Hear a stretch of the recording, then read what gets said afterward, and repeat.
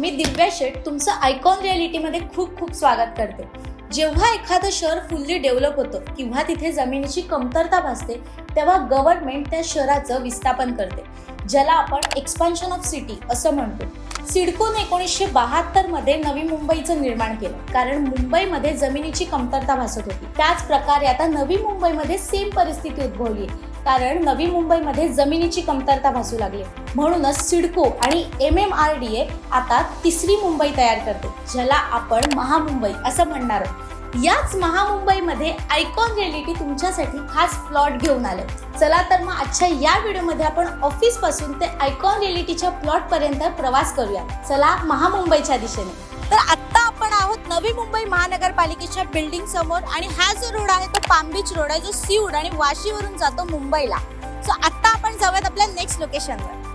आता आपण आहोत बेलापूर जेट्टीच्या इथे। इथून तुम्ही बेलापूर ते गेटवे ऑफ इंडियाचा प्रवास फक्त 30 ते 35 मिनिटात करू शकता। आणि म्हणजे दुसऱ्या बाजूला आहे रेल्वे लोकल लाईन, जी मुंबई, नवी मुंबई आणि महामुंबईला कनेक्ट करते। सो आता आपण इथून जातो नेक्स्ट लोकेशनला, जे आहे नवी मुंबई इंटरनॅशनल एअरपोर्ट। इथून फक्त 2 मिनिटाच्या अंतरावर आहे। सो आता आपण आहोत नवी मुंबई इंटरनॅशनल एअरपोर्टच्या इथे, ज्याचं अधिकृत नाव आहे डी.बा. Patil international airport.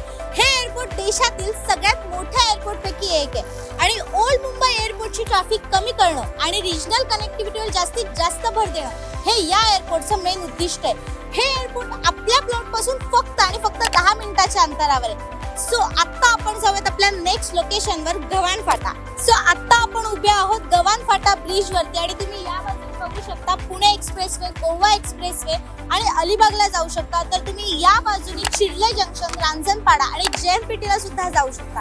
इथून आपण आता आपल्या जाऊयात नेक्स्ट लोकेशनवर। सो आता आपण उभे आहोत चिर्ले जंक्शनला, आणि येथूनच सुरुवात होते देशातील सर्वात लांब सीलिंगची, म्हणजेच अटल सेतूची, जे मुंबईला नवी मुंबई सोबत कनेक्ट करतं। अगोदर आपल्याला मुंबईला जायचं असेल तर 1 ते 1.5 तास लागत होता, परंतु या सीलिंगमुळे आपण ते अंतर फक्त 20 ते 25 मिनिटात कव्हर करणार आहोत। आणि सगळ्यात महत्त्वाचं म्हणजे येथून आपला प्लॉट फक्त 5 ते 6 मिनिटाच्या अंतरावरती। सो आपण आता इथून जाऊयात आपल्या नेक्स्ट लोकेशनला, जे आहे रांजणपाडा रेल्वे स्टेशन। सो तुम्ही आता जे माझ्या पाठी बघताय ते आहे रांजणपाडा रेल्वे स्टेशन।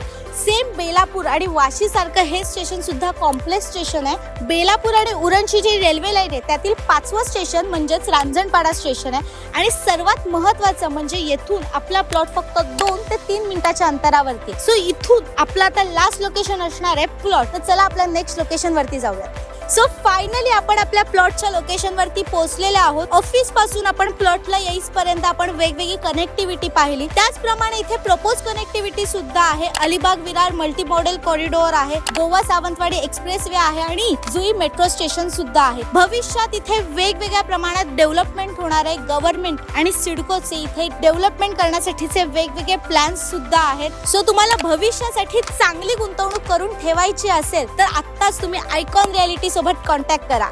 सगळ्यात महत्त्वाचं म्हणजे आयकॉन रियालिटी ही कंपनी कस्टमरला सेपरेट डिमार्केशन करून देते। जसं की एखाद्या कस्टमरने 1 गुंठा प्लॉट घेतला किंवा 10 गुंठे प्लॉट घेतला तर त्याला कंपनी सेपरेट डिमार्केशन करून देते, आणि स्वखर्चातून त्यांच्या नावाची नेमप्लेट सुद्धा देते, तुम्ही इथे बघू शकता। सो तुम्हाला सुद्धा भविष्यासाठी चांगली गुंतवणूक करून ठेवायची असेल आणि त्याचबरोबर तुमच्या स्वप्नातला प्लॉट हवा असेल तर आत्ताच आयकॉन रियालिटीला कॉन्टॅक्ट करा। धन्यवाद।